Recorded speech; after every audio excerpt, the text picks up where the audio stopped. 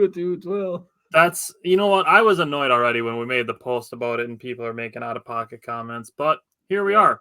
We'll talk about it when we get into yesterday's game of the Brewers when we talk about Trevor McGill. But today, we got a bunch more Brewer games going. We do have a special announcement that we're going to reveal in just a minute here, as well as our plans for the Milwaukee Bucks off-season for our coverage of that and what we're going to do, but we're going to get into it. Welcome to another live episode of the Wisco Fanatics Show, where we discuss the Packers, Bucks, Brewers, Badgers football, and basketball from an optimistic perspective. Wisco Fanatics is brought to you by Cardboard Legacy, Wisconsin's most complete sports card shop. Buy, sell, grade, and consign all at their location in Oshkosh. Alrighty, we are back. Another Wisco Fanatics Wednesday. If you subscribe to us on Patreon, you got to watch the Brewer game with us last night, which was fun, even though it didn't end the way we would want it to. Mm-hmm. But still fun to do it, hang out. See, Mike and Connor came in the comments for a good while. Connor was with us the whole time, so that was cool. Yeah. And other than that, I mean, it's a lot of information. It's a lot of information. It's, we have our weekly recap shows that we're doing like we are right now, but you get into, when we go to one game specifically, and I keep using the same phrase of zooming in, you get to one game at a time and you can zoom in on one game. We can give up so much more information. Mm-hmm. And just things to look at and statistics and what to watch for. There's so much more of that we can do with Patreon, that if you're subscribed to us over there, that again, if we do this more in the future and are able to do this more in the future with more people subscribed to it, that we're able to devote, that much more time to it, it's just going to be more and more that we can do. And it'll get better with time, obviously, like everything else. So, I mean, in an ideal world, for sure, it would get better with time. But that being said, going to get into our special announcement and our Bucks offseason plans. What do you want to hear first? You know both. You know what both of them are, but what would you want to hear first? What I would want to hear first is the Bucks plan. You want to hear the Bucks plan first? Okay. So that's our what plan. I would. Okay. Our plan for the Milwaukee Bucks. One more time. Sorry, Connor's back. Connor's back. Okay, so Connor already knows. So our plan for our Milwaukee Bucks offseason coverage is going to be draft, free agency, and a few trades. We're each going to, I think we capped it at 3 to 5 trades. We'll see. But it's going to be June 14th. We are doing it on a Friday night. We are giving it its own show, its own night to discuss all of our Bucks offseason coverage, our ideas, thoughts. So that's going to be June 14th. Now, we're doing it differently. We are doing it differently than you are going to find draft coverage anywhere else. And we are excited about the way that we are doing it because we're gonna tie in free agency and draft together because we're doing it by role, not by position. Mm-hmm. So we're going to do things differently. We're going to do 3-and-D players, floor spacing bigs, defensive specialists, buckets, backup point guards, and we're doing that for free agency and the draft.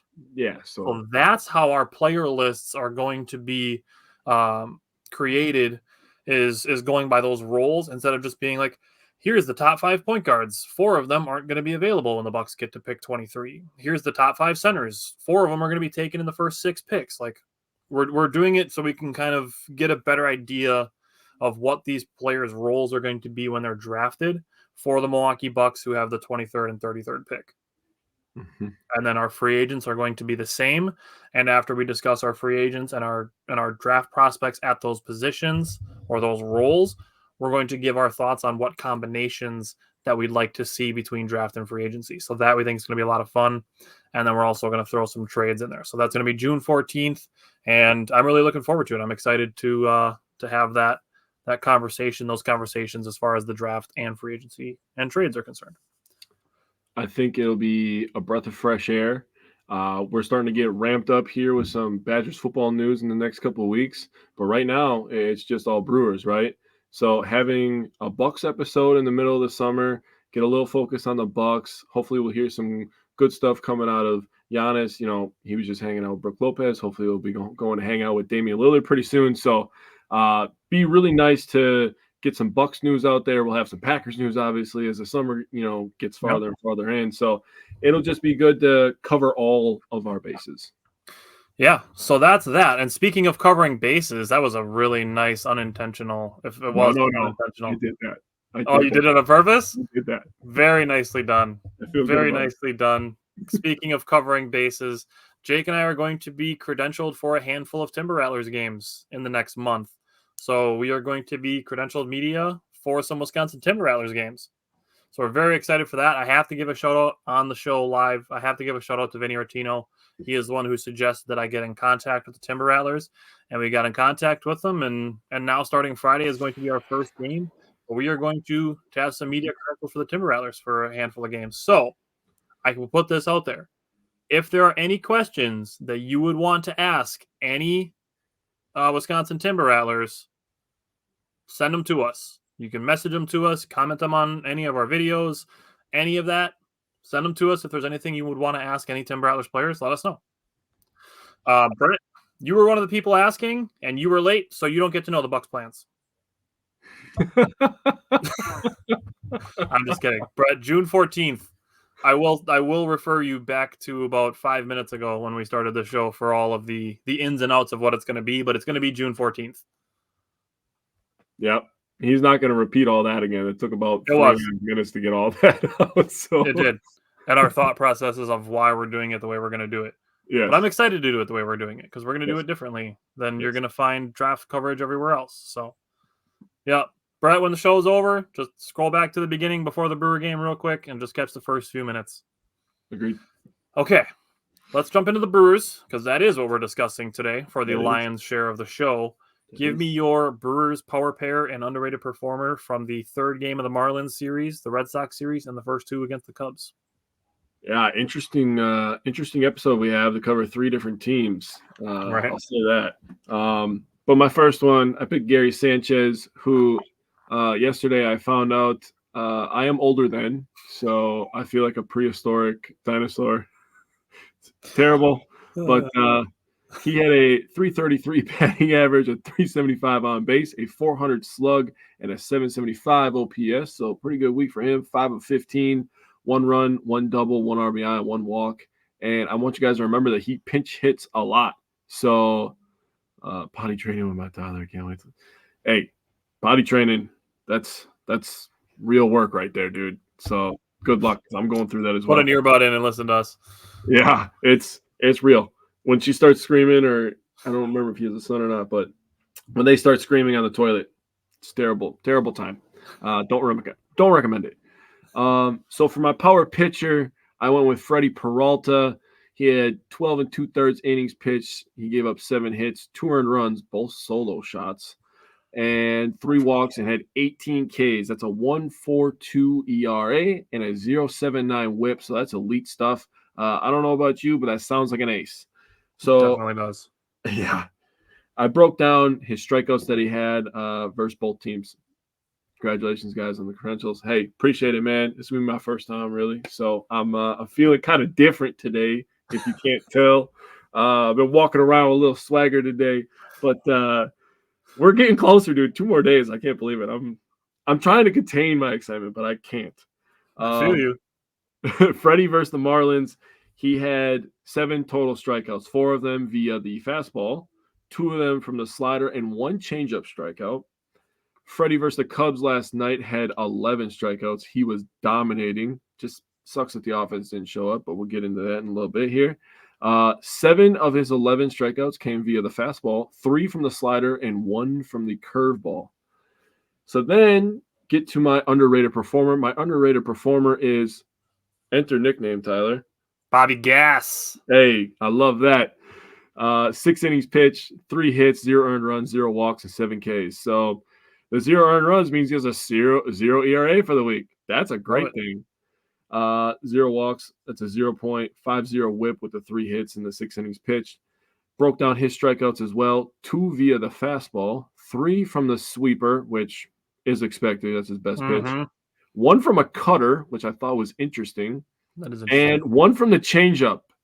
And I told you guys when he had his opening debut, if he gets a hold of the changeup with that fastball and that sweeper, MLB better watch the hell out because he will be dominant. And by the way, that changeup strikeout was looking. People do not expect him to throw the changeup. He gets the changeup down, night. Yeah, that's interesting. So I wanted you to give your underrated performer first, and I told you to pick yours because I kind of went around the around the rules. I shouldn't say rules. We don't have rules on our underperformers. But my power pair, I went with Anoli Paredes for my pitcher. He came up from AAA and just started dealing. Yeah. He had 2 appearances over the week. He had 3 innings pitched, 0 hits, 0 walks, 5 Ks. I want to have a conversation about Anoli Paredes when we get to his Brewers debut, so I'm going to save that for then. My power position player, I went with Willy Adames. He's currently on a 7-game hitting streak after everybody wanted to trade him for 1 bad at-bat against the Marlins in the first game of that series. Since then, 7-game hitting streak, 8 for 23 at the plate. That's a 348 batting average, 6 runs batted in, 3 doubles and a home run. So half of his hits over the last week are for extra bases. Oh, that's weird how that works. Baseball. Yeah, it's almost, like it's a game you have to zoom out. Like we say 10,000 times a week. Nope. Just continue to focus on one at bat at a time. You're right. And teeter and totter on every single at bat. Yep, sounds terrible. Not into it. So on my underrated performer, I went with Pat Murphy. And the reason I wanted to go with Pat Murphy is doing all of the research I did for the Patreon watch party last night, looking into things like the injury report and the state of the bullpens and things like that, and seeing all the updates and stuff. Looking at all of the injuries that the Brewers have had, 4 starters, multiple relievers, Garrett Mitchell playing 23 of their 54 games at home and 31 of their 54 games on the road, having 7 rookie debuts. The expectations to be 3rd or 4th in the division, hovering around 500. Their over-under for wins for the season was 79.5. Yep, I've seen almost halfway there already, and it's not even the All-Star break. I know. So looking at that, all those things considered, the Brewers are 3.5 games up in their division in first place with a plus 46 run differential. Love that. They're the only team in the NL Central with a positive run differential. Some might even say that's more important than record. We wouldn't, but we know people who have. Fools. I bet you can guess the fan base, though. Oh, I guarantee you could guess the fan base. I bet One Connor try. can guess the fan One base. try, I bet you can guess. Come on, Connor. Give it to us. But the Brewers having a different offensive approach, and Pat Murphy definitely being right about Bryce Terang. Bryce Terang having a quantum leap. That was a Pat Murphy thing that he said way back during spring training. And hearing the way that he talked about William Contreras' goals of being an MVP and a Silver Slugger and all of those things, and hearing Pat Murphy gassing him up on those things, I wanted to put Pat Murphy as my underrated performer. And it probably won't be the last time. Yep, Connor guessed it on the first try. Definitely a Cubs fan. 1,000% a Cubs fan. That used to tell us that run differential is more important than wins. Yeah, that's really okay. good. So let's go to last Wednesday's game. We didn't have this one covered on last Wednesday's show because this game took place in the evening of last Wednesday, so it was after the show. But what stood out to you from the finale in Miami? Before I get into that, just know that next week is going to be the same exact thing because the game today happens after our show. So at least there's 2 of them, so it's still like the second half of a series. Yeah, it's so weird. Like a one-off game, then they had a day off, and then it was Yeah, it's weird. Didn't really have much to say about this game. Just really wanted to hone in on Freddie Peralta. I mean, the Brewers left 3 on base in the batting, and we're 0 for 2 runners in scoring position, so really not that many opportunities to get a run across. But Freddie gives up the solo homer in the first inning, and me and you were actually talking after the show, and we talked about how it happened, and he got behind 3-1 in the count, and Chisholm took him deep. And, you made the comment, you're like, well, that's what he gets for falling behind. Well, it's a hitter's count. That's why I call it a hitter's count. He had a throw-in up there. Chisholm is a good player. He's just on a bad team right now. I mean, let's call apples, right? And 1-0. 1-0, but Freddie dominated. 7 innings, 4 hits, 1 earned run, 1 walk, and 7 Ks. Peguero also pitched in this game. 1 inning, 0 hits, 0 earned runs, 0 walks, and 0 Ks. But, I mean, a shutdown inning from Peguero and 1 earned run from Freddie over 7 innings. I mean, not really much more you can ask. And it's just one of those games that, like, okay, this is going to be an L, and people are going to come back to this in September when the Brewers have still a 3.5 game lead in the division. They're going to be like, it could be bigger if we didn't lose to the Marlins on that Wednesday in May. It's like, Jesus. It is what it is. Not many opportunities. They shut us down. Credit to the Marlins for pitching well and playing good defense. Yeah, and I gave you credit for this during the watch party last night that you were like, Freddie Peralta gave up that home run and then he's going to lock in and pitch a gem, and you were absolutely correct. For him to go 7 innings, he got the walks down, only gave up 4 hits, and having 7 strikeouts. That's awesome. Love it. So that was an ace level performance mixed in with what he did last night. Freddie Peralta is absolutely back on track as far as being an ace is concerned. We'll talk about last night's game when we get to it. But the thing that I wanted to really, really notice and point out is the Brewers made a ton of contact in this game, but they were just getting under the ball a lot. And I believe it was Jesus Luzardo as the starter of this game, potentially on the trade block, so maybe the Brewers could make a call. It's a left-handed pitcher. Looking at it, just being under the ball, honestly. There's really, you just said, calling an apple. That's really just what it was. I believe it was 14 flyouts. So that's essentially half of their outs were just by flyout. Really just not a ton that stood out. I mean, it ended up being a 1-0 game, so there's just not a lot to take home from it. Yeah. Well, we can just move on then. Let's go to the Brewers and Red Sox series. Pretty entertaining series and a good series, honestly, which was what we were expecting. We were expecting a good series. I'm going to take it to say that James is upset, and that's why he's not watching us right now and commenting like he usually is. I'm just kidding. Yeah. He also didn't want me to talk shit about the Celtics. So what I saw is, first of all, man, what a freaking chess move to start Koenig for 2/3 of an inning. Like, what? I did mean to say that in my underrated performer, and I forgot, so my bad. I was going to leave it for you since you had Pat Murphy, but I have it written down in my notebook. Nope, so I forgot to bring it up, so good on you for bringing it up. Okay, well, good for me. This game was on Apple TV, so all the angry people 65 and older don't care. Let me make an interjection here, just because you brought up Apple TV. If you don't have Apple TV, get it for Brewers games. Their broadcast of Friday Night Baseball is fantastic. Dude, it's the best one. It's not even close. I love their broadcast. It's not even close. Like, I don't know why, but my TV, like the picture on my TV looks more clear on Apple TV than any other show. I don't know what it is, what kind of voodoo they're doing over there, but like it's working. I've seen people say that like, oh, their announcers leave some things to be desired, and it's like, I don't mind that there's not quite as much chit chat. Yeah. You know, like I get that, you need to keep the airways flowing, but it's not so much, just banter, which to a point I get. Jake and I have that. Obviously, we're talking on an internet show right now, and that's part of it.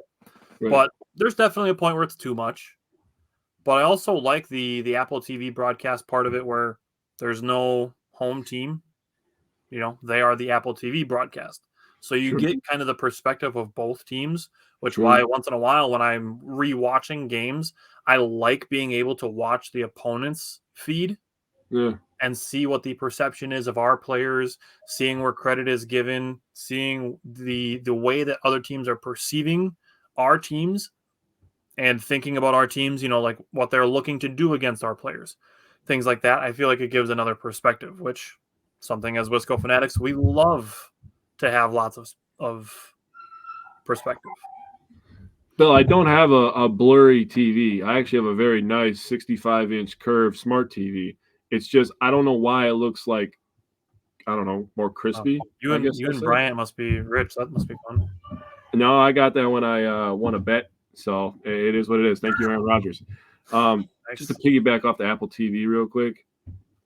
I wanted to go off your comment where you said about the banter. I think baseball is one of those sports where like it's okay to not talk every once in a while just to hear the crack of the bat or the smack of the ball into the glove. Just Or hearing the crowd a little bit, like just yeah, hearing the sounds of summer. yeah. Wow, I feel like an Baseball old is one man of when I those. say that. That was a great line. Sound like you. But okay, let's focus here. Let's time to lock in. All right, everybody. The old man said it's time to focus. It's time to lock in, Grandpa. Okay. So Bryce Wilson takes over, gets the last out of the first inning, then pitches 5 other innings. He has 6 hits, 2 earned runs, 1 walk, and 7 Ks. I mean, that's tremendous. Wilson's going to be the starter tonight, so hopefully he can have another great performance like this. Hudson comes in the game, and you know what he does? Gives up 1 hit, 0 earned runs, and 2 Ks, 2 innings. Stud. Payamps, inning pitch, 1 hit, no earned runs, 0 Ks. Now we get to the scoring situation. So we picked this one up in the top of the 3rd inning. I'm going to go over the Brewers scoring. Terang hit a sac fly, and Churio ended up scoring. Contreras then hits a home run over the Green Monster. And watch out, Popcorn! Watch out, Popcorn, because holy crap. I love that we replaced the Popcorn. Fan of the show, by the way. Replace the Popcorn here. But that was hilarious. I loved it. I appreciate baseball for their history in a lot of the ballparks. Like Fenway's one of them. I'm sad that the old Yankee Stadium is gone, but like Yankee Stadium still has that mystique, because of the Yankees. Like, hate the Cubs, but like I appreciate the history of Wrigley Field, and I wish that Bears fans would talk about Lambeau Field that way. You know what I mean? Because like Lambeau is one of those stadiums in America where you talk about you just feel the history, right? And that's why we love it so much because we have one of those places. I get the history of Wrigley Field, but just put a roof on it or stop scheduling games at the end of March in Chicago. Yeah, seriously. You know it's going to rain. And it's going to be 35 degrees, and everybody's going to be miserable. Yeah. You're trying to have fun for opening day, and 2 hours north, there's a place where you could be sitting in 65 degrees, completely dry. Yeah, that's very true. And their colors are better. So, I mean, there's that. That's true. But you get to the top of the 5th here. Yelly doubled to center. Perkins scored. Perkins also scored on the Contreras home run. So that's 2 runs for Perkins already. Really quick, throw in this with Perkins. Perkins was also 2 for 2 on stolen bases. Love that. In the 5th inning, still Adames hit a double to right. Contreras and Yelly ended up scoring. And then in the top of the 9th, Ortiz hit a sac fly to center, and Yelly scored again. So the Brewers win this one 7-2. Very good pitching, good defense, and plentiful of runs after scoring 0 in the finale against Miami. Yeah, so before I get into my thoughts, I want to throw one more thing out there on the Apple TV broadcast. I love that in the bottom right-hand corner, they give you just one stat. Like the reach base probability or the strikeout probability or the home run probability. Just one little stat where it's like, okay, I could see once in a while the thing that's, a low probability, it's going to happen at some point. So seeing that, it's just one of those things where it's just a cool another thing to add to the broadcast. So before I talk about the Brewers, I want to give credit. Jarren Duran is a fantastic young player. Yeah, he's fast. He's really good. He's good all around. I really like the player Jarren Duran. He's a really good player. Mm-hmm. So talking about the opener, Pat Murphy was asked about it. He was kicking it around apparently for several games of doing it, and doing it for the Red Sox series just made sense. He talked about high leverage. So you're talking about a 0-0 ball game, a tied game with the Red Sox. Their first game, they had 3 out of their first 4 hitters were left-handed hitters. So when we put out there that they were going to start Koenig again for the second game, people were asking us why.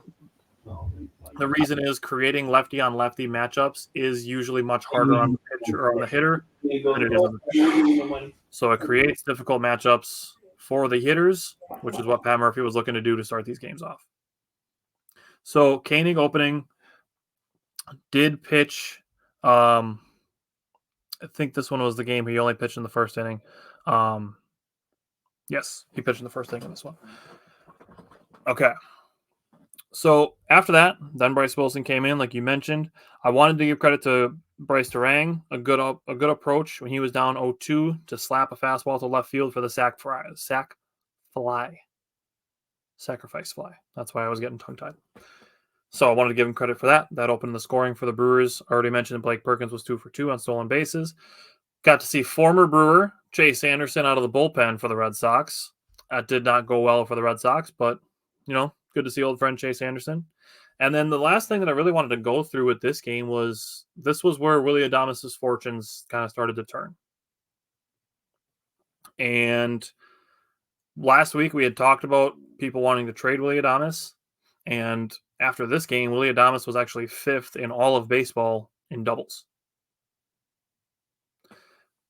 The last thing that I want to say, and I talked about this last week, about the opportunity cost of trading Willy Adames meant that Ortiz is likely moved over to shortstop, and then Oliver Dunn and Andrew Monasterio are going to be playing a lot of third base. I said this to you, kind of an alternate perspective on why I don't want to trade Willy Adames.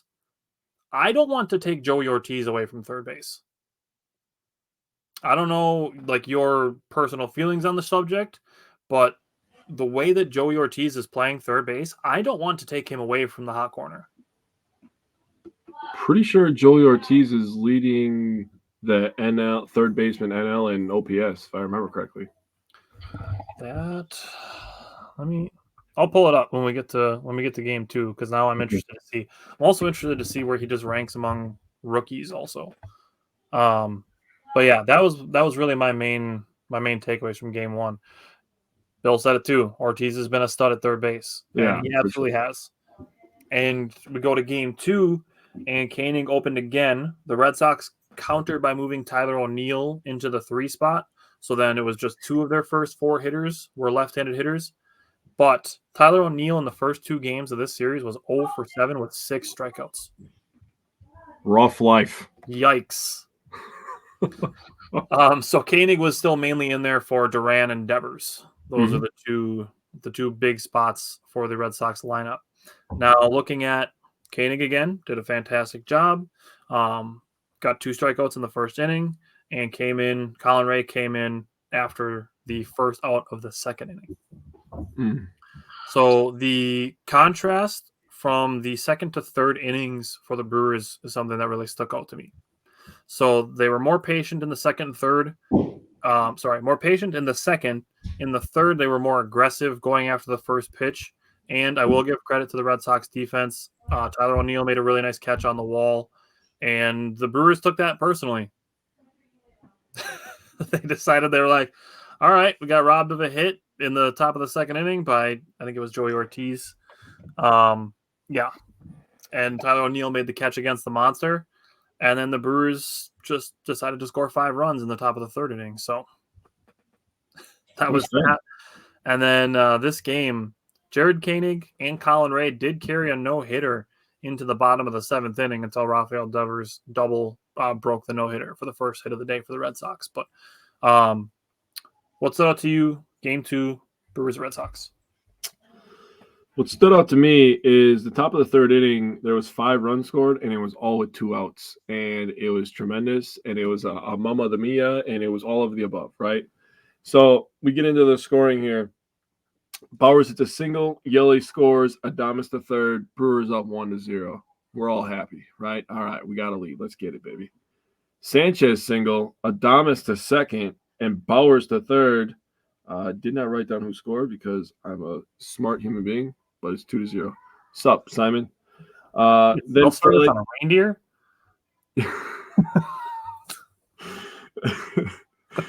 Frelick hit a single. Bowers ends up scoring. Sanchez the second. 3-0 Brewers, and then Ortiz hits a double. Frelick and Sanchez score 5-0. Brewers open up a 5-0 can of whoop ass in the top of the third inning, and Boston doesn't know what happened to him. Top of the 8th, we get to pick this one back up in the top of the 8th, and Turang hits a homer, his first homer at Fenway Park, so congratulations to him. 391 feet to right field. His third of the year. The Brewers went 5 of 14 with runners in scoring position in this game. So that's a very, very good batting average, runners in scoring position. So I'll take that all day. Okay, so Yep. looking at OPS among rookies, for qualified rookies, Joey Ortiz is second Oh, really? in baseball. Willie Abreu from the Red Sox, who we're talking about right now, he is Yep. actually first. And Oh. those two are neck and neck, and Yes. other than that, it's really not close. Okay. So Willie Abreu has an 870 OPS, Joey Ortiz has an 854, and next after that is Mason Wynn from the Cardinals, who's at 798. That's not close. So there's 14 points between first and second, and there's 56 points between second and third. That is a 2-horse race. Yes. And if you switch to just NL, it becomes much more lopsided. Clearly, since third place was from the NL. If we go to if I go to National League, I'm not sure why I'm not seeing them on here. I thought I saw that today. Where did I see that? I thought I took a screenshot of it. I'll double check, but Oh, here he is. Okay, so if I go to all players, if I go to qualified player, for some reason he doesn't show up, which he should, but that's really weird that he doesn't show up under qualified players.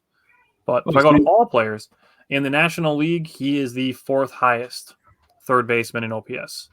Oh, okay. Well, this guy, his name is Dalton Feely. I saw him tweet it today. He said the NL third base leader in OPS this season, minimum 150 plate appearances. Not Alec Boom, not Ryan McMahon, not Austin Riley, not Manny Machado. Don't care. I said his name wrong. That's a dickhead. Joey Ortiz quietly putting up a solid rookie season. So apparently, if it's 150 at bats, that must be enough. I'm assuming that changes the parameters of what I was saying. So that's strange. All right, whatever. We got some good stats on Joey Ortiz. He's got some good things. he does. Okay. So, anything else that you wanted to say on game 2? Nope, we won, so I'm happy. Okay. What about game 3? They didn't win that one, but not a bad game. No, they competed. I mean, the Red Sox, I mean, we always say win 2 out of 3, right? So I'm never really upset if we win the first 2 and we lose the third one. But losing 2 to 1 kind of stinks. Contreras ended up getting an RBIs, 43rd of the year. We had 8 left on base. We went 1 for 8 runners in scoring position.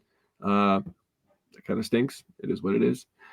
Meyer started this one 4 1/3, 6 hits, 1 earned run, and 4 Ks. I mean, he gave us a chance to get a win after 4 1/3. Yeah, 0 walks. Yeah, 0 walks. Yeah. Hey, take care, Bill. Always a great time, buddy. Piamps comes in, finishes off the 5th inning, 0 hits, 0 earned runs, 0 walks, and 1 K. And then I'm going to save the rest of the pitching for you because you want to start a conversation. So I do want to start a conversation. It's off to you, buddy.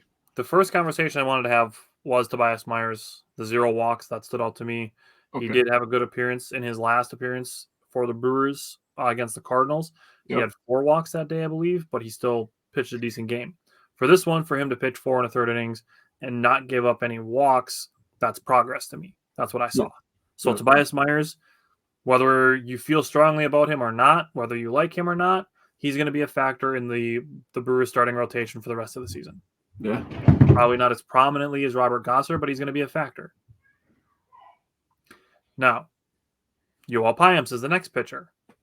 Great work to come in facing the second and third hitters, Duran and Abreu, who we just talked about being one of the best in OPS for rookies, to finish the bottom of the 5th with a strikeout and a flyout. Yeah. It's great work for Piamps. Mm-hmm. Next. I hate that we have to keep having these conversations. It's the same things over and over again, and now we're doing it with Enoli Paredes.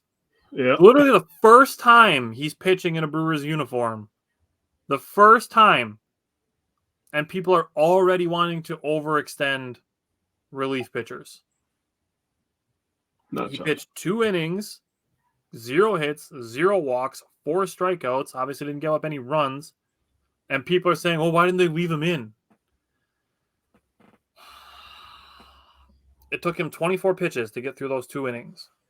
So he's at 24 pitches, which if he throws it all in 1 inning, you might leave him out there for another handful. But he went up and down twice, which is a thing. That's what they talk about, up downs, times that you go from, being warmed up, ready to throw, to sitting in the dugout with all your muscles relaxing and cooling down. Mm-hmm. And relief pitchers, they aren't used to doing that, 5 or 6 times a game like a starting pitcher is. Yep. Relievers, they usually get up once, go in, and sit down. Yep. He gave you 2 innings, shutout, 4 strikeouts. Take it. Say thank you. Can't wait to see you again next time. The fact that we're talking about bullpens, and the Brewers, one of the most used bullpens in all of baseball, third actually, if you look at bullpen usage, they have the 3rd highest, and people are wanting to overextend them and use them more. That's how you get pitchers hurt. That's how you end up with things like elbow strains and shoulder discomfort and wrist inflammation and blisters. That's how you end up with that stuff. Then you're like, Enoli Paredes pitched 3 innings in a game in May, and now he has to go on the 10-day injured list. Right. I get wanting to keep good players in the game, but you really gotta look at what a role player is going to do, which is what all relief pitchers are. All relief pitchers are role players, and be like, what is their role? He gave you a little extra even. Most relievers are 1 inning guys. This guy gave you 2. You say you did a great job today. Thank you. And you say, I hope to see you tomorrow. Yep. We got to stop just being saying that everything the manager does is wrong because he's doing something that doesn't benefit a player who's playing well. William Contreras is the only exception to that statement. And he's not even playing every single day. Most of the days, I shouldn't say most, about a third of the days he's playing are only hitting. True. So he's not catching that day. So he gets to relax on defense. He only has to hit that day. True. And William Contreras is the only exception to that rule. Everybody who plays well is eventually going to have a day where they play well and the next day they're not playing or they're being taken out when they're playing well. It's matchups. It's use. All of these things are thought about more than you are on Facebook going, well, he was pitching well. Why not leave him in? He's paid millions of dollars. Why can't he get up and down 3 times? You just trying to send this dude off to a Tommy John surgery? They don't care. They get paid enough money. He'll be okay. Bro, this is a human being. Connor, yeah. People are concerned about overusing our pitchers, but also want a reliever to go another inning. And part of it is probably because they lost. So, Elvis Aguero is a pretty trusted reliever, I would say, between last year and this year. A pretty trusted reliever. If Trevor McGill he's not. But if he were to be going on the injured list, I would trust Paguero to handle the 8th inning. I would and let Payams pitch the 9th. Yeah. Turning the bottom of the 8th over to him just because he gave up 1 run doesn't mean that you should have left Enoli Paredes in an inning earlier and overextend him. Right. There's just as much probability that Enoli Paredes pitching in his 3rd inning of the night could give up a run as Elvis Aguero. What would you take? A fresh Elvis Aguero or the 3rd inning of Enoli Paredes? Making his Brewers debut. That's the question you have to ask and be like, okay, yep, that makes sense. Let's go with Aguero. Well, I mean, on top of that, you can look at their schedule and realize that they don't have an off day until the following Thursday. True. And then be like, it's probably a good idea to not overextend our bullpen because we might need them within the next, 8 days. Spoiler alert. So, I mean, just letting you know. And by the way, Tyler and I do a lot of research for our Patreon. And we look at so many numbers. I'm telling you right now, I can say this with full confidence. We're not even seeing close to half the numbers that these guys have. And we're looking at a preposterous amount of numbers. I promise you. Dude, there's so many numbers, and then there's numbers for the numbers with this other number, and I'm like, I hated math class in high school. What am I doing right now? I question everything in some of these moments. But Dude, at the same it's time, I love the grind. seriously like when we're getting into positions where it's like, how do guys hit with runners in the scoring position with 2 outs in day games when they're batting against left-handed pitchers from this date to this date against teams in the National League that only pitch with left-handed pitchers who have a bullpen ERA over this, and trying to find like this split here, split here, split here, split here, and then with 2 outs, like that's the amount of numbers we're looking at. It's a preposterous, stupid amount of numbers on 7 different websites and converting them down into 4 pages of notes for one game. Yeah, it's a lot of numbers, man. That's what our Patreon is. There you go. Yeah, so if you don't want to look at the numbers, we look at the numbers for you. So Look at we all can of do them. that for you. And we answer your questions during the game as well. So you can ask questions and we'll give you the answers. But this was not for me to, promote the the Patreon, although I'm always glad to do it. But it's just like you guys have to understand that these guys know the max amount of pitches that certain pitchers can throw. They know the splits. They know everything. The innings, like what Tyler was just talking about. These guys open that iPad and it's right there. Oh, yeah, that's in this folder. Oh, this is over here. Okay, so this guy likes it over here. They throw this pitch at this time and he'll swing at this. It's like they know everything. It's like we talk about this in the NFL too, that the coach's play card, they have cheat sheets on there too. It's not just the plays. Yeah. Like they have what to do in a 4th and 2 on your own side of the 50-yard line. Like all of those things. Ooh. There's tons of things like that. Connor, I have an answer to your question, which is good news for the Brewers. But it's like they have all these situations. Like Jake just said, they have all these situations planned out. They like, okay, our plan for Enoli Paredes is to keep him under, say, 25 pitches, could be. And he threw 24. Like, they're not going to send him back out there for one pitch and then be like, all right, nope, that's 25. Like, let's pull him. Yeah. Even if it's 30, even if their plan was to keep him under 30 pitches per appearance. Yeah. They're not throwing him back out there for 6 pitches because he threw 24. Yeah, well, what would be the point of that? Okay. Connor is getting to my next point on the bullpen.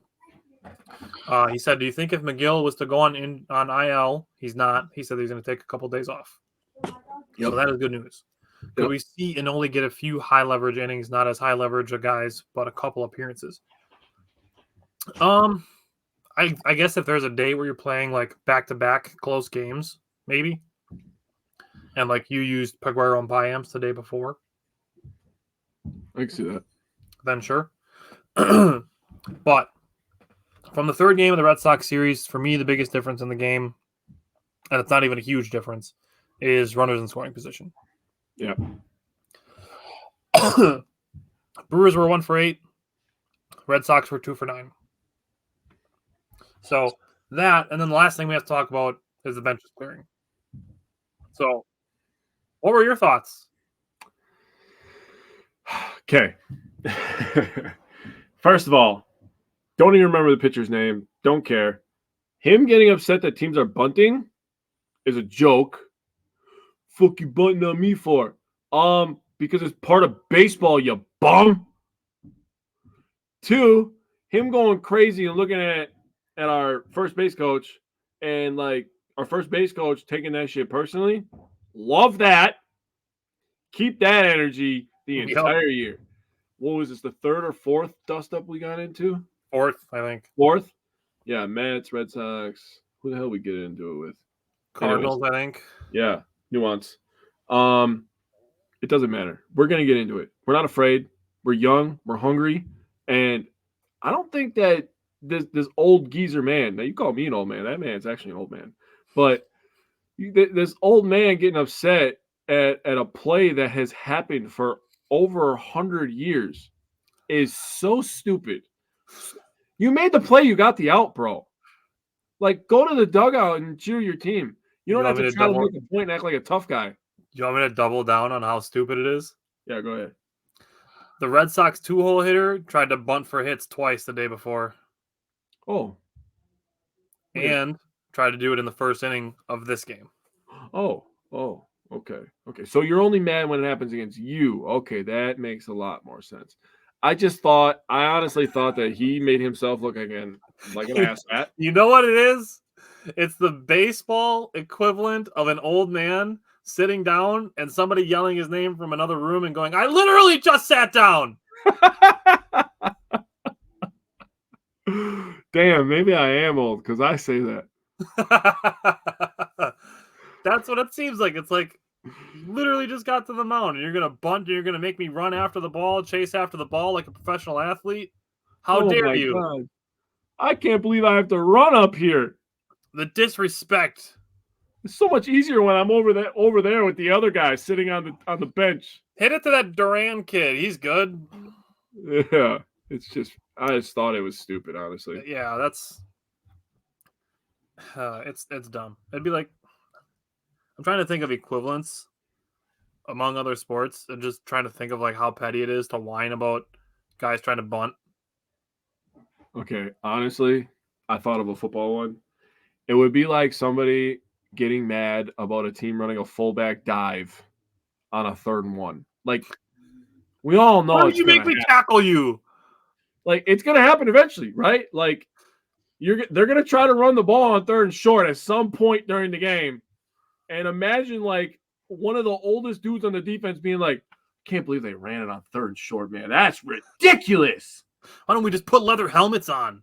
Yeah, what are we talking about right now? Come on. Michael, have a good night. Thanks for tuning in last night also. Okay. So anything else you want to say on that besides keep that energy? Connor said he loves the edge this team plays with, and I certainly agree. Yeah, no, I love it. All right.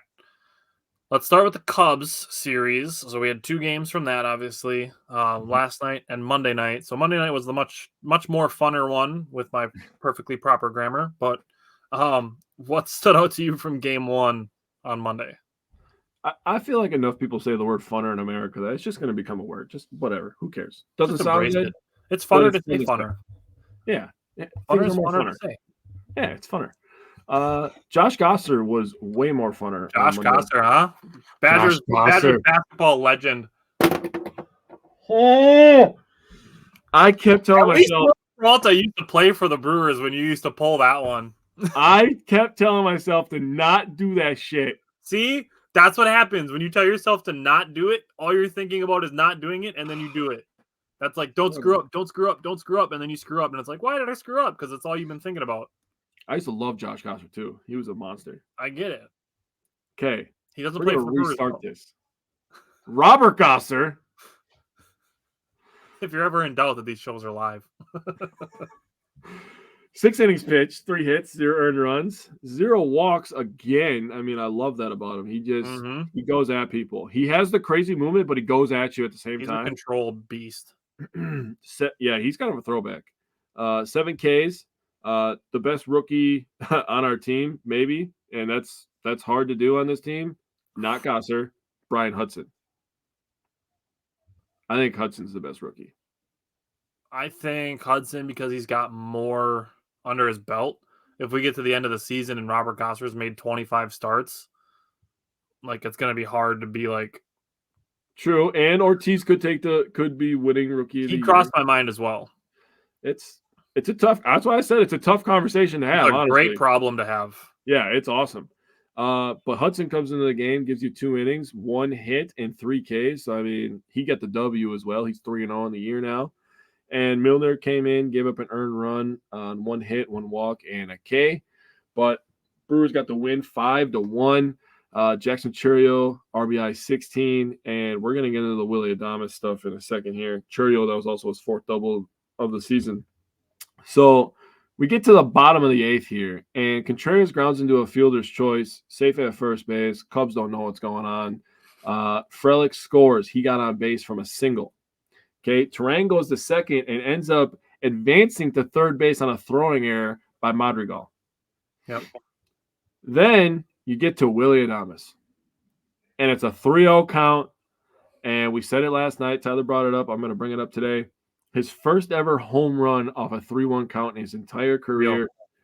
It was a what? 3-0. Yeah, 3-0. Sorry. A sinker low, the 3rd straight sinker he saw in the at bat, and he took it 427 feet to center field. AmFam Field was electric. I actually know a couple people that were at the game. They said it was super loud. Churio then hit a double to center. Ortiz ends up scoring. He got on base from a walk. Churio hit a four-seam fastball that was about thigh high. The Brewers scored 5 runs, had 3 hits, and 1 error committed by the Cubs. So appreciate it. Thank you guys for helping us out. And the Brewers end up walking away with this one 5-1. And it's a great day for Brewers baseball fans because it was the return of our arch enemy this season. And I'm going to ask you the questions I asked you last night as soon as you get done with your breakdown. Okay. This was a pitcher's duel. I wrote it in my notes. We said it last night. Justin Steele is very good. Yes. And at Wisco Fanatics, we respect Justin Steele a lot. We do. He pitches for our biggest rival, my least favorite team. Yep. But there's no shame in recognizing a good player. It's not like the Cubs, just because we don't like them, that they can't have good players. Right. So he actually, in his 7 innings pitched, 3 hits, 1 walk, 8 strikeouts, he had the highest win probability added of the game at plus 36. And the Cubs found a way to lose almost in a shutout. Wow. So that I thought was interesting. Mm-hmm. Brian Hudson was second at 33.3. Gosser was third at 20.7. So like that. So there's maybe a little credence to the Hudson over Gosser as far as the best rookie is concerned. For now. And it's this game specifically. That's not for the entire season. That's just for game 1 specifically. Mm-hmm. So looking at Robert Gosser, 3 strikeouts in the first 2 innings. 6 up, 6 down, only 21 pitches. Great start. 5 Ks in the first 3 innings. The first time through the order, only 38 pitches. He's been using more and more changeups. 4 out of his 5 pitches had above average velocity compared to the rest of his season so far. All 5 of his pitches had a higher spin rate than the rest of his season so far, and 4 out of his 5 pitches had a above average horizontal break compared to the rest of his pitches so far this season. It's like Robert Gosser was like, okay, I'm in front of the home fans and we're playing against the Cubs. Let me dial my game up a little. On Memorial Day, too. So it took him only 81 pitches to go 6 innings and 2 hitters. He gave up 2 singles, and then he was pulled in the 7th. Mm-hmm. 3 hits allowed. 2 of them came in that final inning, and all 3 of them were singles. Struck out 7 batters in 21 batters faced. Ooh. So a third of the batters he faced, he struck out. Now, looking at Robert Gosser versus Justin Steele, swings and misses. Justin Steele had 13. That's understandable. He's really good. Robert Gosser, 12. Interesting. Then looking at hard hits that were given up, Justin Steele gave up 6. Robert Gosser gave up 4.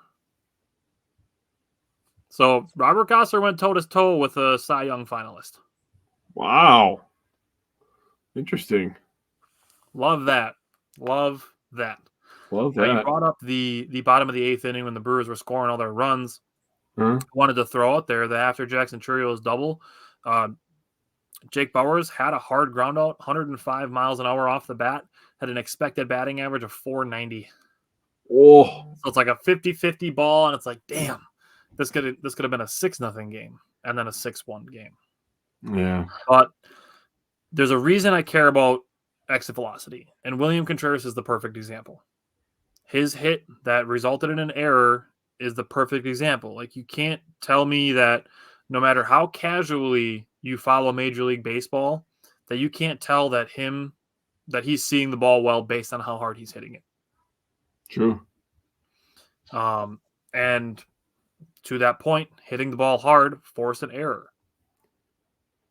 And on top of that, Counsell just put that third baseman, Madrigal, into the game for a defensive substitution, and right away he commits a defensive error. So that's a guy that was coming in cold off the bench, being thrown into the fire right away by his manager, and not coming up, making him look like a smart move.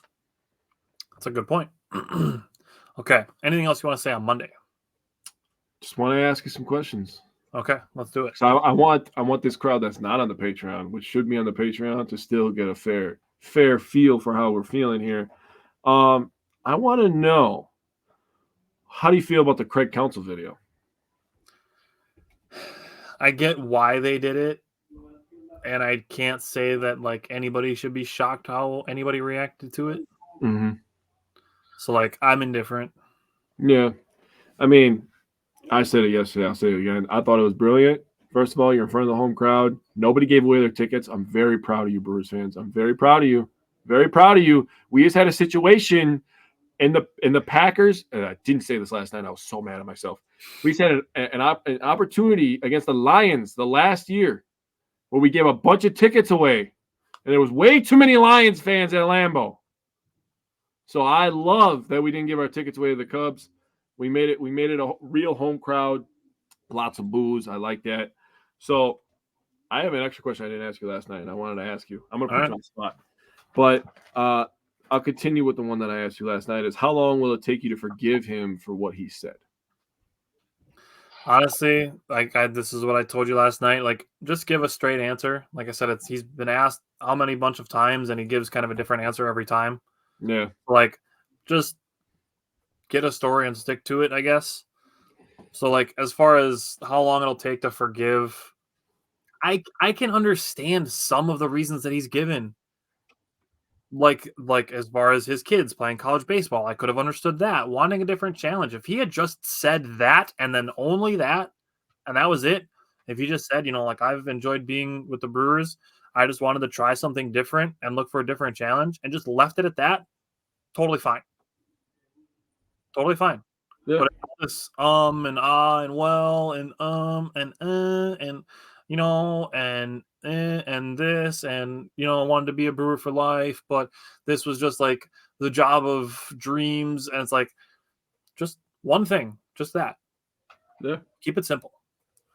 I agree with you. Again, I said last night that I think he was beating around the bush. Just like his team, who was being soft and complaining about what the fans were saying on Monday.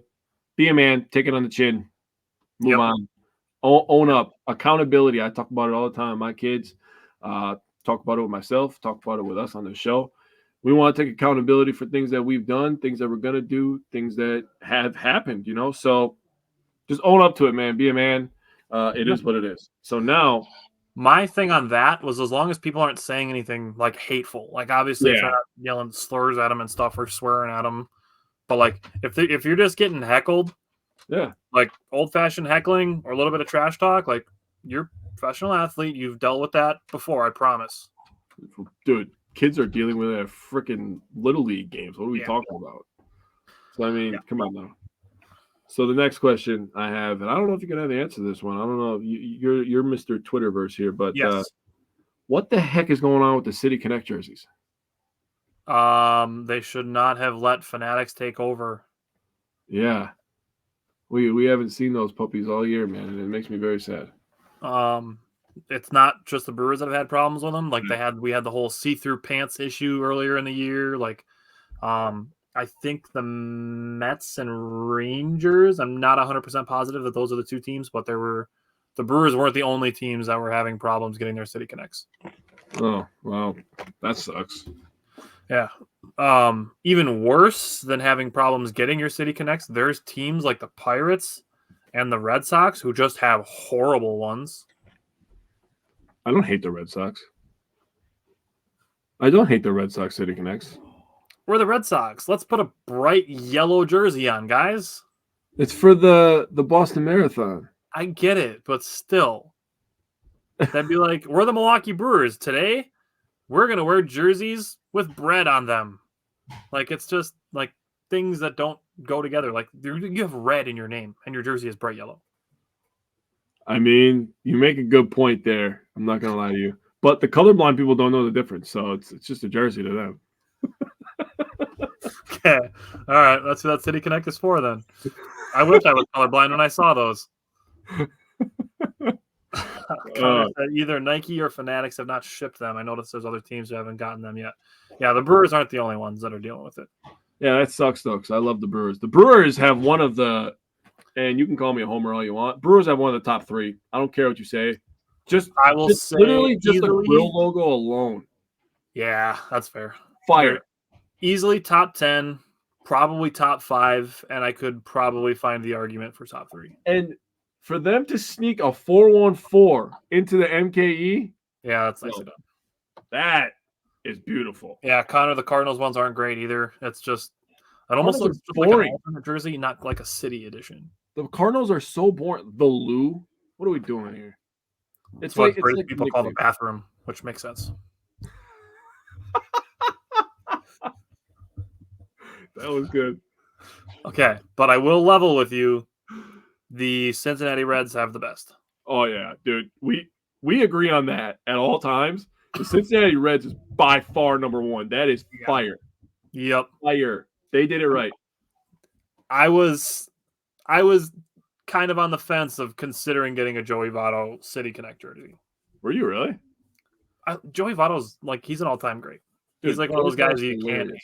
Yeah, he's hilarious. And you know what? Talking about little trash talk and dealing with it, he is great with the banter with the fans, dude. Oh, absolutely. Fantastic. Yep. The fact that he's not still in the Reds dugout, either as a player or a coach, is a little surprising to me. Yeah, they the season that they're having, they could probably use a little bit of thing called leadership. Which is a perfect segue. Let's talk about Brewers Cubs game 2, because there's some leadership conversations we can have here. Yeah. Connor said I think teams will get new ones next year. I believe every 4 years they get new City Connects. I'm not positive, but I would be excited for it because I'm just excited to see what else they can come up with that can top that grill baseball. Well, the Brewers were in the second wave, I believe, so Correct. The Red Sox would be up for some new ones next year. Good. They should probably fast track that. just make them all red. All red. Yes, red and just like blue outlines. Okay, I'm with it. And put a red sock on it. That's as easy as it gets. That's all you need. Man, so, you should apply a Nike. I have ideas, you guys. Oh God, I have a bad joke. Continue talking. I just said, like I said with Craig Counsell, keep it simple. But on the subject of leadership, so now we have to have another conversation on Jackson Chourio. Okay. We talked about this last night on Jackson Chourio not diving for the ball in the outfield. Mm-hmm. Again, they're the same conversation that we had with the Marlins series of him not diving for a ball. Mm-hmm. First of all, his angles, which this one looked like it could have been a more favorable angle for Jackson Chourio. But if you have not played outfield at any level of baseball, softball, whatever, if you have not played any level of outfield, there is the intrusive thought in the back of your mind when you're running in on a ball and an infielder's coming out, that intrusive thought in the back of the mind, like, am I going to run into my teammate? And obviously the thought is you don't want to run into your teammate, take him out at the knees. Yeah. Obviously that wouldn't be good. But just the thought of a knee to the head, like, obviously is not a good thought. Yeah. And as an outfielder, that's a thought that starts to cross your mind. Now, what you can do to combat that is Jackson Chourio needs to just use his big boy voice and call it super early so that Willy Adames can peel off and Jackson Chourio can come in and make the play. That is what I think needs to be done. I don't think it's Jackson Chourio not hustling. I think it's just Jackson Chourio needing to step up, use his voice, and say that he's going to go make the play. Yeah. And Willy Adames talked about it a little bit, saying that, they're not – we had this conversation last week, that nobody's going to be mad at him for being aggressive. That's the exact same thing that we said. We're not going to be mad at him if he, makes an aggressive play and doesn't make the play. Yeah. We just want to see that you're being aggressive. Right. Like, if you dive and miss it, people are going to be less mad than if you don't go for it at all. Right. But Freddie Peralta was asked about what he was saying to Jackson Chourio after the game, and talking to Jackson Chourio, and he's talking to him and saying, like, you were one of the players to get paid before playing in the big leagues. It's like, you are a good player. There are reasons why you got paid for things like that. There are reasons why you are here. So Freddie Peralta taking a leadership role, not only in the starting rotation, but also as a leader in the in the clubhouse. I really love seeing that from Freddie Peralta. Mm-hmm. Connor said Jackson also likes to play deep because he has the speed to make up for it. And that's part of it. And like I said, you're not going to get to all of them, but call it early, give the infielder a chance to get out of the way, and full send. You're especially on a shallow ball, like the center fielder is going to be backing you up. Send it. But Tyler, if we take a poll on Facebook Brewers groups, that was a routine fly ball. Oh my, yeah, yep. And like I said, is if the infielder is anywhere near it, it's not a routine fly ball. No. A routine fly ball is where you maybe range over a few feet to your left, right, maybe back forward a little bit, but then you're sitting on your couch and you yell, "Can of corn!" Right? Yeah, when you can build a fire, pitch the tent, go hunt for a bear, and then come back and catch the ball because you had that much time to camp under it, that's a routine fly ball. Yep. I don't think they understand what the word routine means. Right. Okay. So that's that. Freddie Peralta was fantastic. You touched on it already, but for him to have 10 strikeouts through 5 innings is nuts. To finish with 11 strikeouts total, throw 111, not just 11, 111 pitches. Was really hoping he was going to be able to finish the 6th inning. Yeah. He was working hard. He pitched a career high number of pitches. To me, and this again came up in the watch party last night, the fact that he threw 99-mile-an-hour fastball on his 105th pitch is super impressive to me. To be reaching back for extra gas on your 105th pitch, that's impressive to me. That's great work by Freddie Peralta. Now, the other thing, we talked about it before the game during our pregame show that the Cubs pitched for strikeouts. They had 5 through the first time through the order. Mm-hmm. The Brewers, and this was something that kind of seemed to be the case, the Brewers were not being aggressive with 2 strikes. That they were taking a lot of looking strikeouts. Looking at the 14 strikeouts they had as a team, 6 of them were looking. But 4 of them came in the first 4 innings.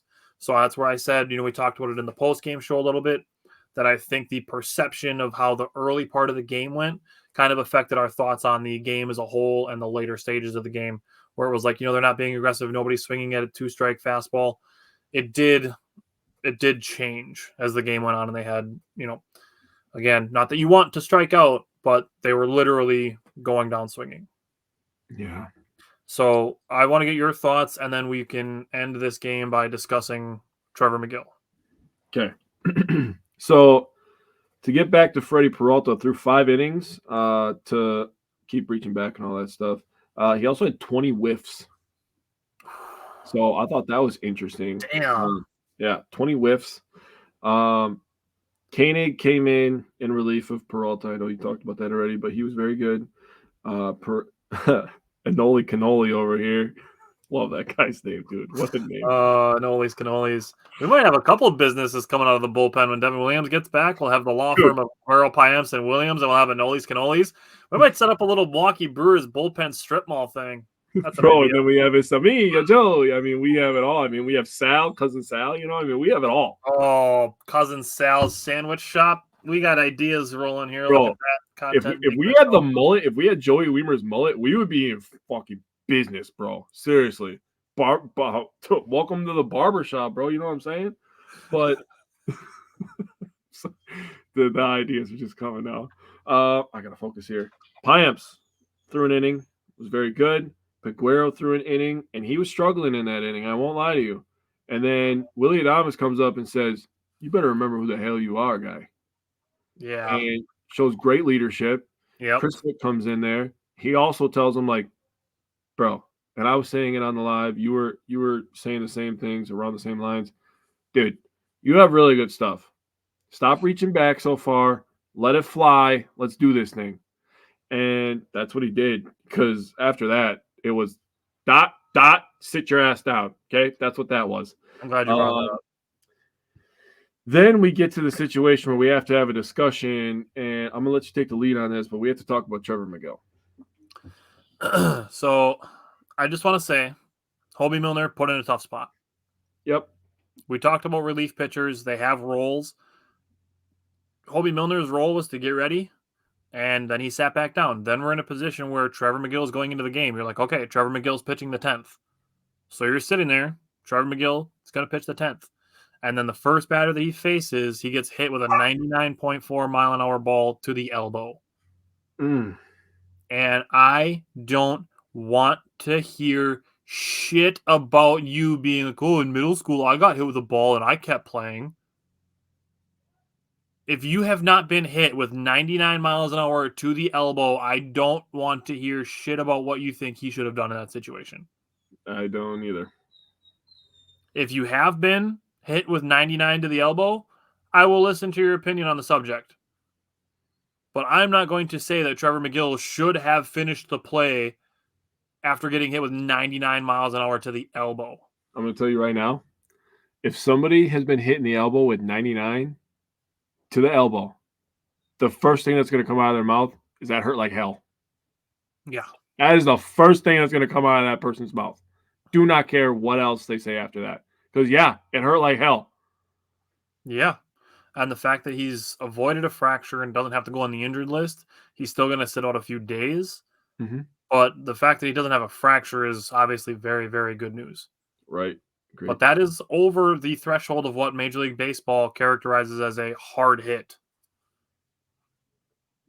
And you're talking about being the mound is 60 feet 6 inches away, and you figure after the windup and delivery, he's probably his stride probably about 7 feet closer. So you're talking about probably less than 60 feet away to get hit with 99 miles an hour baseball. Yeah, you're talking probably about 52 to 54 feet ish. Yeah. So imagine standing there, and by the way, you can't gear up for this. Right. Yeah, you don't like complete surprise.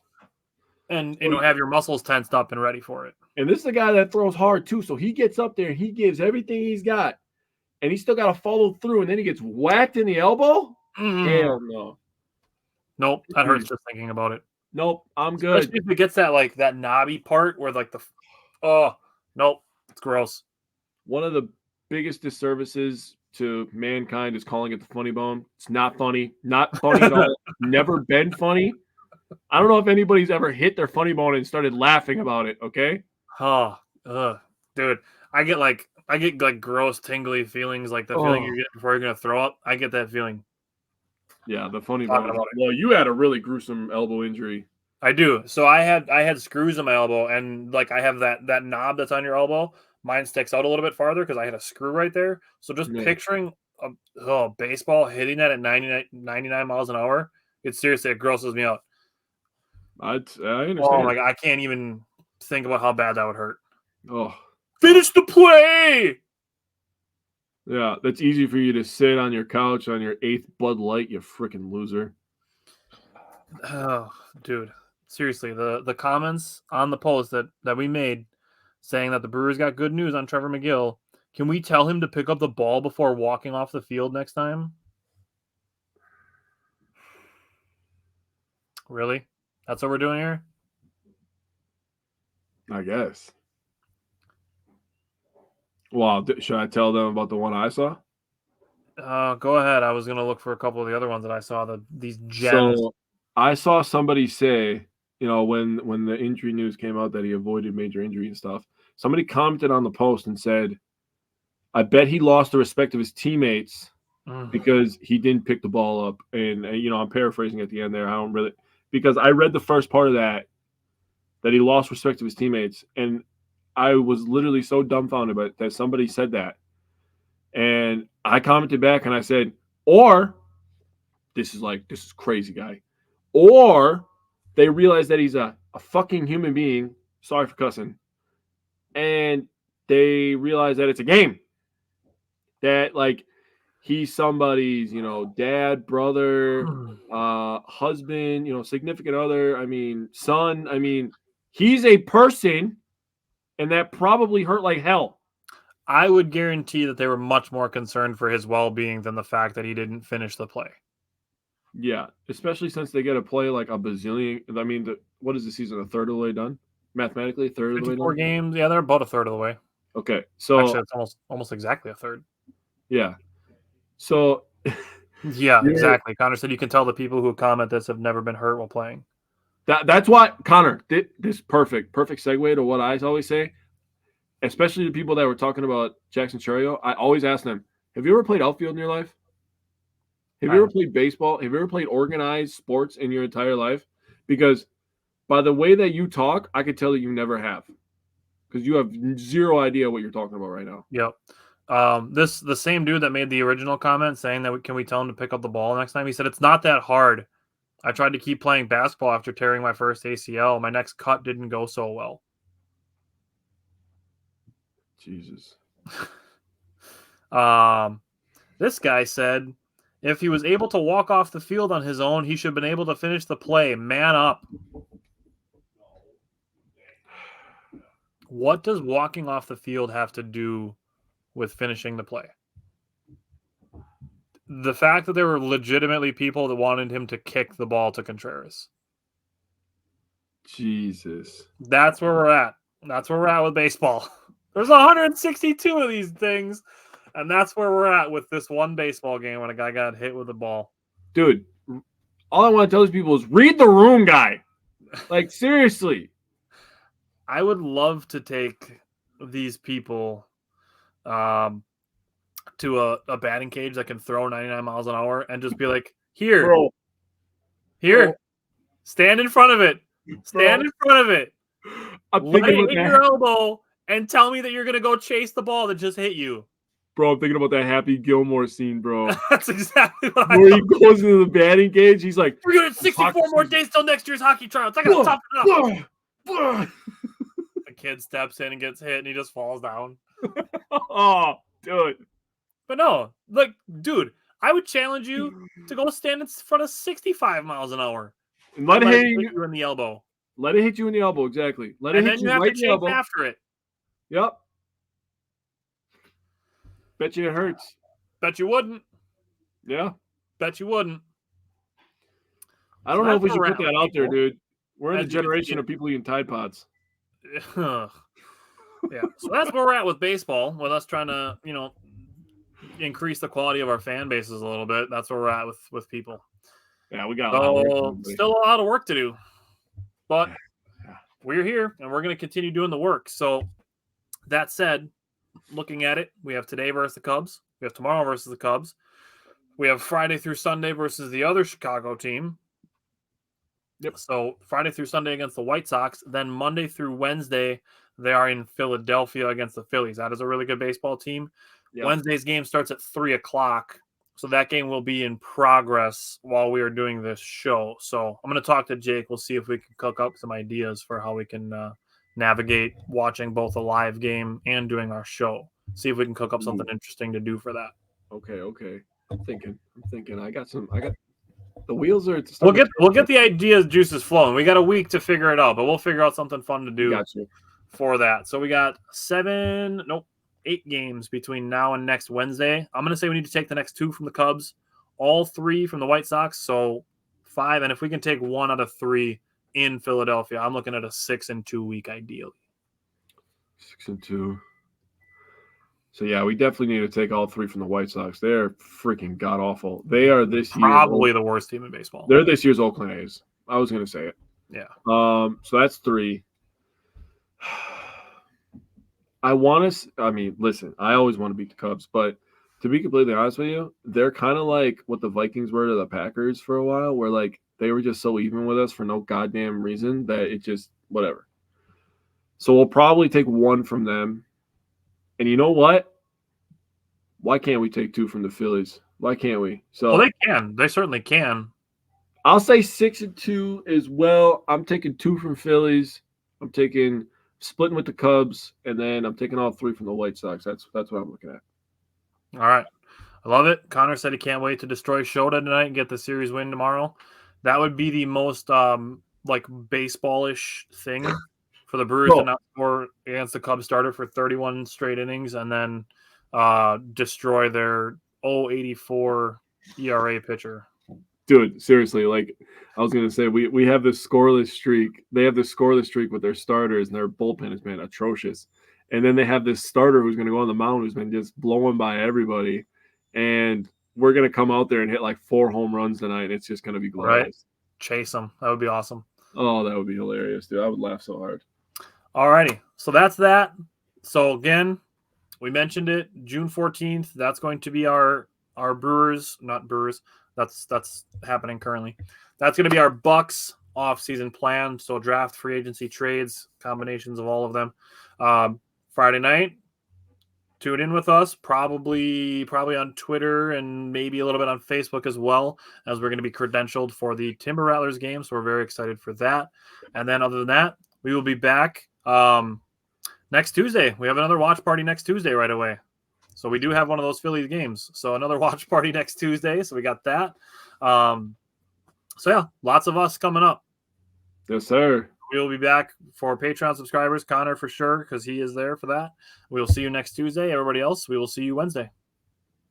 Have a great day. Go Brewers.